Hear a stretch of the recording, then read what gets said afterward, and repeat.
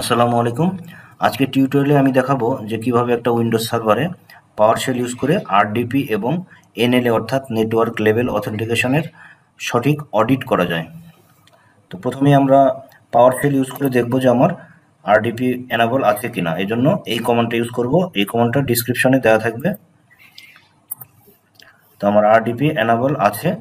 তো কখন RDP enable রাখবো এবং কখন আরডিপি এনাবল রাখবো না, আমরা আরডিপি এনাবল রাখবো তখন যখন আমরা রিমোটলি কম্পিউটার অ্যাক্সেস করব, হোম বা নেটওয়ার্কে বসে সার্ভার বা পিসি কন্ট্রোল করতে হয়, এরকম সিচুয়েশনে আমরা আরডিপি ইউজ করব, আরডিপি এনাবল রাখবো।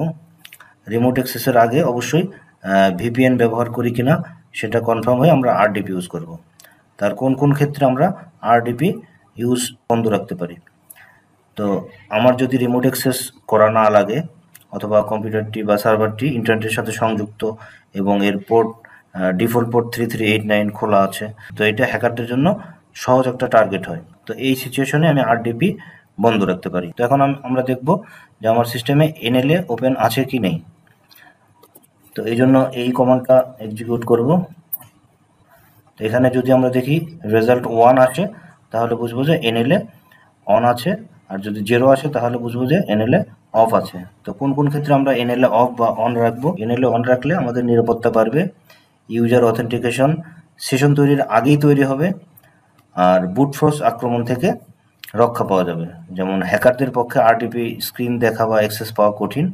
তো এই কারণে আমরা এনএলএ অন রাখবো। তো এনএলএ যদি আমরা অফ রাখি সেই ক্ষেত্রে কি হতে পারে। তো কেউ যদি আরডিপি পোর্ট হিট করে তখন লগ ইন স্ক্রিন চলে আসবে। যদি আমরা এনএলএ পোর্ট অফ রাখি তখন ব্রুট ফোর্স অ্যাটাক করতে সহজ হবে। আর রিমোট ইউজার আগে থেকেই লগ ইন স্ক্রিনে ঢুকে বসে থাকতে পারে যদি আমরা এনএলএ অফ রাখি। তো এনএলএ অফ রাখা কেবল তখনই বিবেচনা করা যেতে পারে যদি আমরা ট্রাবল শুটিং বা টেস্টিংয়ের জন্য অস্থায়ীভাবে আমরা এনএলএ অফ রাখতে পারি।